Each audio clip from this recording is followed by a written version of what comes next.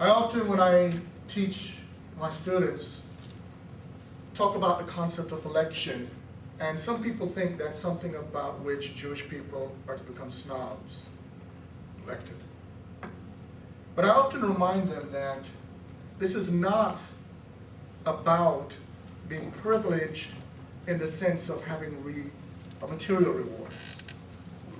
It's about the kind of shock that makes the story of Jonah and the fisher's whale say, oh no! Because you see, that kind of election is what it is to bear the weight, the profound weight of what it is to be responsible for the word of God, or put in another language, the very ethical obligation of humankind to each other. It's what it is to face it in the very meaning of justice, not simply as an abstract idea, but the struggle to make it a living reality. We've asked to have our keynote speaker today because he exemplifies that ideal. I know that if I were to have met Gary Tobin and talked in detail about putting this meeting together, the person he would most say he would like to have come and speak would undoubtedly be Rabbi Capers Funnye.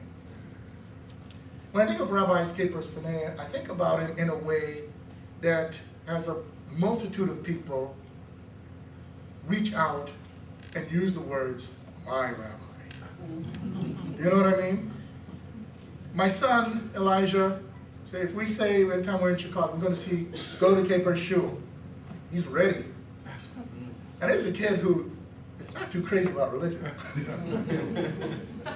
Sula, our daughter, same thing, all of us.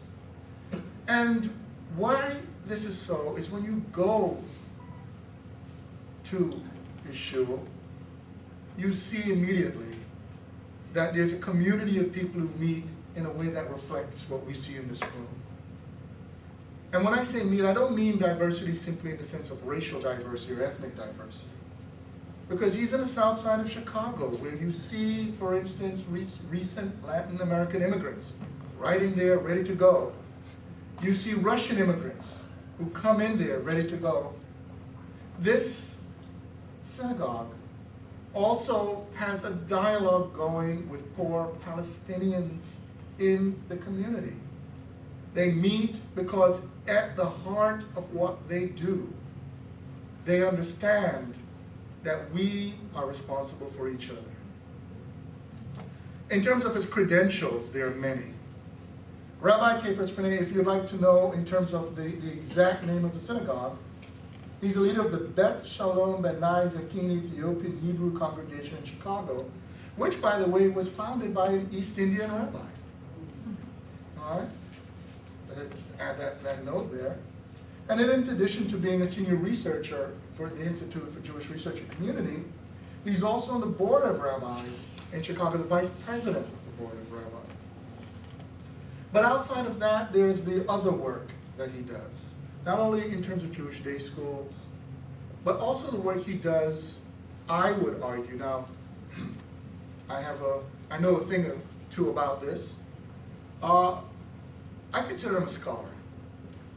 And what I mean by that is that with great humility, he studies not only Torah, but he studies also the very question of the understanding of what it is for human communities to work together to build a better world.